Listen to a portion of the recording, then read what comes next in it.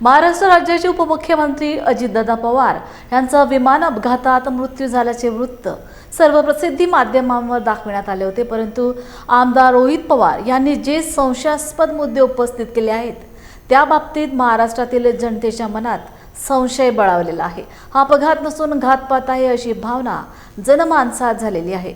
सदर बाबतीत दिनांक 16/2/2026 रोजी आम्ही या प्रकरणाची निपक्षपातीपणे चौकशी करण्याबाबत निवेदन दिले होते। तरी सदरबाबत सखोल चौकशी करून महाराष्ट्रातील जनतेसमोर माननीय उपमुख्यमंत्री अजितदादा पवार यांच्या अपघाती मृत्यूचे सत्य बाहेर आणावे यासाठी बहुजन भीमसेना पक्षाच्या वतीने पुणे जिल्हाधिकारी कार्यालयावर निदर्शन आंदोलन करण्यात आले।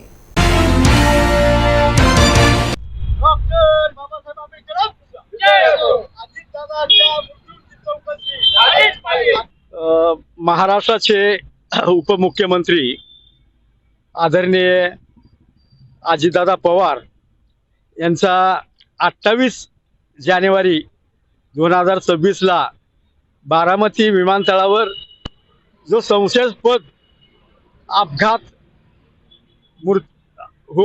होऊन जो मृत्यू झाला, तो जनतेला असं वाटतंय की हा अपघात नसून हा घातपात आहे, असा जनतेमध्ये संशय निर्माण झालेला आहे।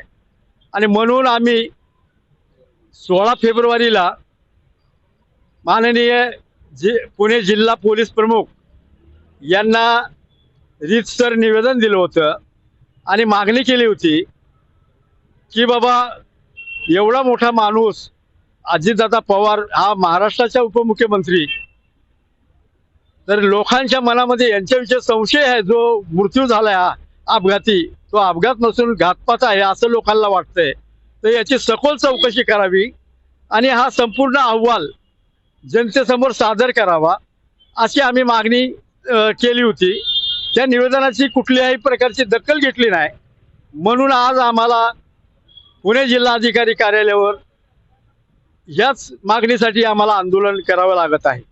आम्हाला असं वाटतंय की किरकोळ गोष्टी जरी काय घडल्या तर त्याची ताबडतोब दखल घेतली जाते, कंप्लेंट घेतली जाते, म्हणजे तक्रार घेतली जाते, त्याची चौकशी सुरू होते। परंतु ह्या अजितदादा पवारांच्या मृत्यूची चौकशीच होत नाही। मग ह्याच्यात संशय येतोय आम्हाला की काहीतरी काळबेर ह्याच्यात वाटतंय, म्हणजे आम्हाला आणि जनतेला सर्व वाटतंय। आम्ही सर्वसामान्य ठिकाणी राहणारे लोक आहोत, सर्वसामान्याची प्रतिक्रिया आहे।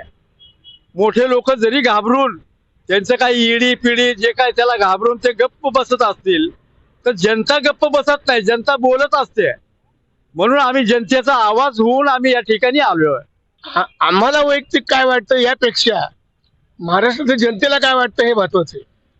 कारण की आपण पाहतो की इतकी मोठी गंभीर घटना घडून त्याचा FIR होत नाही।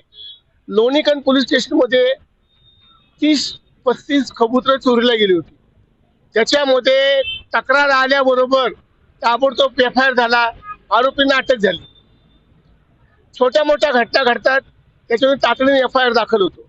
परंतु आज या ठिकाणी राज्याचे उपमुख्यमंत्री यांचा तर मृत्यू झाला संशयास्पद आहे। कारण की ते हे जे विमान वापरण्यात आलं होतं, त्या विमानाचा युरोप खंडामध्ये त्यांनी आपल्या भारताला अहवाल पाठवला होता की ह्या विमान हे वाहतुकीस योग्य नाही, तर ते विमान वापरण्यात आलं। निघण्याच्या विमान उड्डाणाच्या आधी अर्धा तास पायलट बदलला आणि विमानाचा अपघात झाल्याची चौकशी झाली, जो CIDचा अहवाल आला त्यात असं म्हटलं की विमान झाडावर आदळलं आणि अपघात झाला, त्या ठिकाणी झाड नाही। मग हे सगळं झालं कसं? तर ह्याच्यामुळे जो एक संशय निर्माण झालेला आहे दादांच्या मृत्यूबद्दल, आणि त्याच्यामध्ये FIR दाखल होत नाही।